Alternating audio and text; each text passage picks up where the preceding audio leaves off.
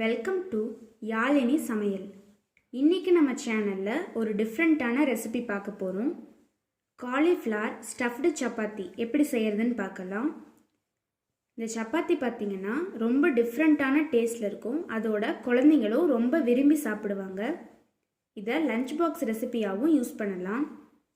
அதோட இந்த ரெசிப்பியில் நிறைய டிப்ஸ் எல்லாம் சொல்லியிருக்கேன். எல்லாத்துக்குமே பார்த்திங்கன்னா ஸ்டஃப்டு சப்பாத்திஸ்லாம் செய்யும் போது ஒரு சைட் திக்காக இருக்கும், ஒரு சைட் தின்னாக இருக்கும். தேய்க்கும் போது கரெக்டாக வராது. ஸ்டஃப்ஸ் எல்லாமே வெளியே வர மாதிரியும் வரும். ஸோ அந்த ப்ராப்ளம் இல்லாமல் ரெண்டு சைடும் ஈக்குவல் திக்னஸில் கரெக்டாக சப்பாத்தி எப்படி தேய்க்கிறதுன்னு இதில் சொல்லியிருக்கேன். ஸோ அந்த டிப்ஸ் எல்லாத்தையுமே கரெக்டாக ஃபாலோ பண்ணிக்கோங்க. இப்போது இந்த சப்பாத்திக்கு தேவையான இன்க்ரீடியன்ட்ஸ் என்னென்னு பார்த்துடலாம். சப்பாத்தி மாவு ரெடியாக பிசைஞ்சு எடுத்து வச்சுருக்கேன். ஆல்ரெடி ஹோட்டல் சப்பாத்தி எப்படி ரெடி பண்ணுறதுன்னு ஒரு வீடியோ போட்டிருக்கேன். அதில் மாவு பிசைகிற ட்ரிக்ஸ் எல்லாமே சொல்லியிருக்கேன். ஸோ உங்களுக்கு சப்பாத்தி மாவு பிசைகிற ரெசிபி வேணும்னா அந்த வீடியோவை செக் பண்ணிக்கோங்க. கீழே டிஸ்கிரிப்ஷனில் லிங்க் கொடுக்குறேன். இந்த வீடியோவோட கடைசியிலையும் அதனோட லிங்க் வரும். அதை கூட நீங்கள் ப்ரெஸ் பண்ணி பார்த்துக்கலாம். இப்போது ஸ்டஃபிங்க்கு தேவையான இன்க்ரீடியன்ட்ஸ் என்னென்னு பார்க்கலாம். கடலை எண்ணெய், கடுகு, இஞ்சி விழுது 1 ஸ்பூன், சாப் பண்ண பச்சை மிளகாய் 2 விதை எடுத்தது,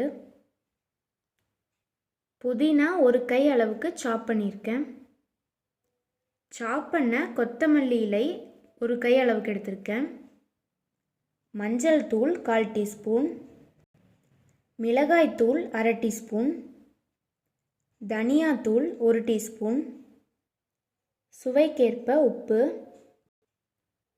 சின்ன சைஸ் காலிஃப்ளவர் 1 எடுத்திருக்கேன்.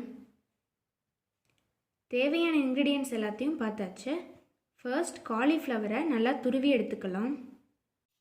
ஃபர்ஸ்ட் எடுத்து வச்சுருக்க காலிஃப்ளவரை நல்லா துருவி எடுத்துக்கலாம்.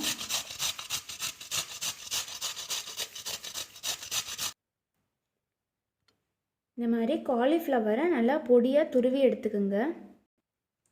அதோட இந்த மாதிரி தண்டை யூஸ் பண்ண வேண்டாம். மேலே இருக்க பூவை மட்டும் திருவி எடுங்க.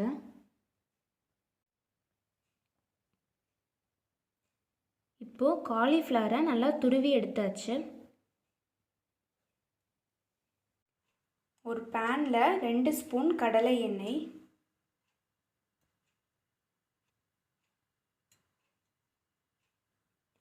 ஆயில் நல்லா ஹீட் ஆனதுக்கு பிறகு கடுகு நல்லா பொரிஞ்ச பிறகு பச்சை மிளகாய் ஃப்ரை பண்ண பிறகு இஞ்சி விழுது,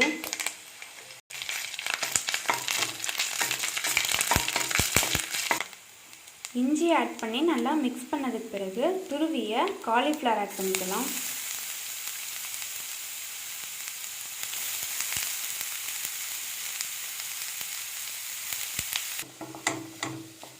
காலிஃப்ளவர் ஆட் பண்ணி நல்லா மிக்ஸ் பண்ணிக்கோங்க.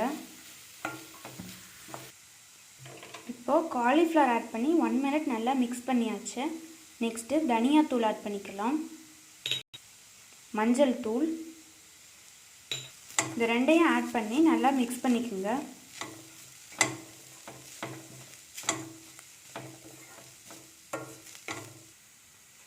மஞ்சள் தூளோட பச்சை வாசம் போனதுக்கு பிறகு மிளகாய் தூள் ஆட் பண்ணிக்கலாம். மிளகாய் தூளையும் நல்லா மிக்ஸ் பண்ணிக்கலாம். நெக்ஸ்ட் இதில் சாப் பண்ணி வச்சுருக்க புதினா இலையை ஆட் பண்ணிக்கலாம். இதையும் நல்லா மிக்ஸ் பண்ணிக்கலாம்.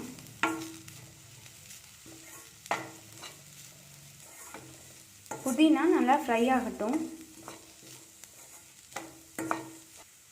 நெக்ஸ்ட்டு கொத்தமல்லி இலை, இதையும் ஆட் பண்ணி நல்லா மிக்ஸ் பண்ணிக்கோங்க.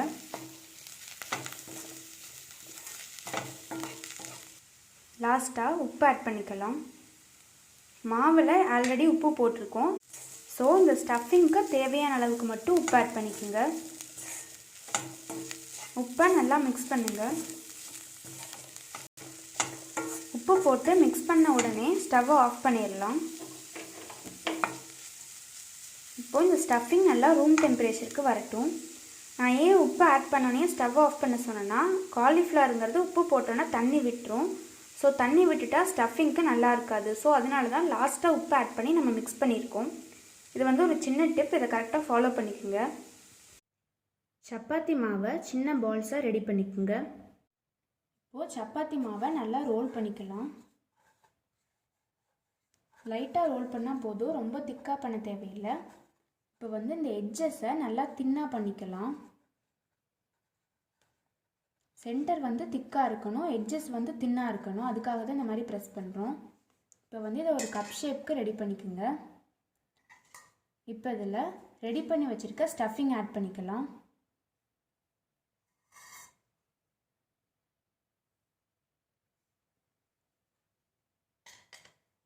இப்போது இதை ஒரு கப் ஷேப்பில் வச்சு நல்லா ஃபோல்ட் பண்ணுங்கள்.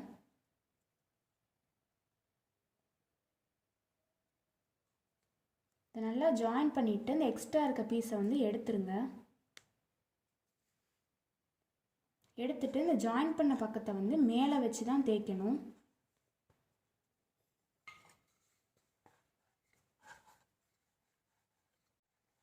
தேவையான அளவுக்கு மாவை ஆட் பண்ணி நல்லா தேய்ச்சிக்கலாம். ஜாயின் பண்ண பக்கத்தை இந்த மாதிரி மேலே வச்சு தேய்ங்க. அப்போ தான் பின்னாடி வந்து திக்காக வரும். நான் ஒரு எக்ஸாம்பிளுக்கு வந்து உங்களுக்கு காமிக்கிற வேறு பீஸ் பாருங்கள். இது வந்து ஜாயின் பண்ண பக்கத்தை கீழே வச்சுட்டு மேலே அப்படியே வச்சு தேய்ச்சதுனால இந்த மாதிரி ரொம்ப லைட்டாக வந்திருக்கு. ஸோ உங்களுக்கு காமிக்கிறதுக்காக இந்த மாதிரி ரெடி பண்ணியிருக்கேன். இந்த மாதிரி பண்ண வேண்டாம்.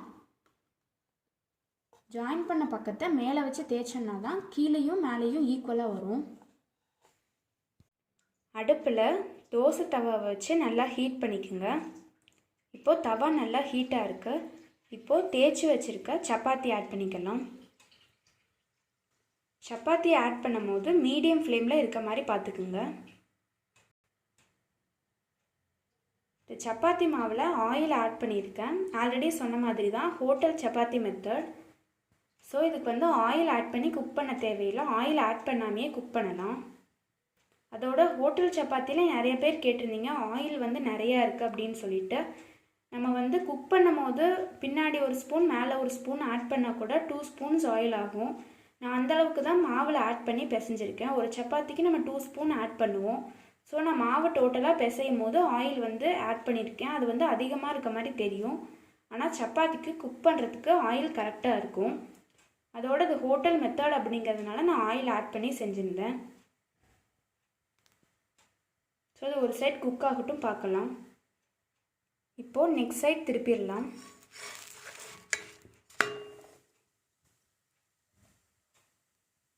நல்லா ப்ரௌன் ஸ்பாட்ஸ் வந்திருக்கு பாருங்கள்.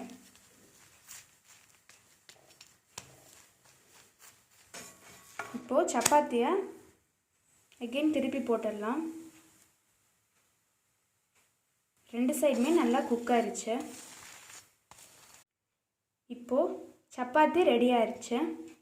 காலிஃப்ளவர் ஸ்டஃப்டு சப்பாத்தி ஈஸியாக ரெடி ஆயிடுச்சு. இப்போ அதை சர்வ் பண்ணிடலாம். இதே மாதிரி எல்லா சப்பாத்தியும் குக் பண்ணி எடுத்துடலாம். இப்போது சப்பாத்தியை அழகாக கட் பண்ணி சர்வ் பண்ணியாச்சு. குழந்தைங்களுக்கு லஞ்ச் பாக்ஸில் இந்த மாதிரி அழகாக கட் பண்ணி கொடுத்தீங்கன்னா ரொம்ப விரும்பி சாப்பிடுவாங்க. இப்போது ஸ்டஃப் உள்ளே எப்படி வந்திருக்குன்னு பார்க்கலாம். பாருங்கள், சூப்பராக வந்திருக்கு.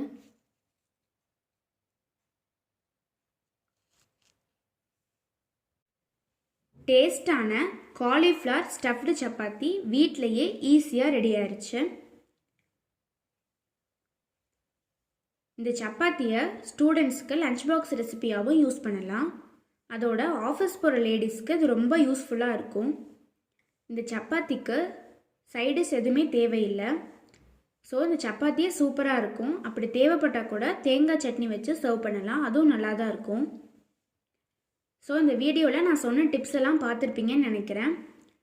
2 சைடுமே ஈக்குவலாக திக்னஸ் வரணும்னா நான் சொன்ன மாதிரி கரெக்டாக ஃபாலோ பண்ணி தேய்ச்சிக்குங்க. அப்போ வந்து நல்லாயிருக்கும்.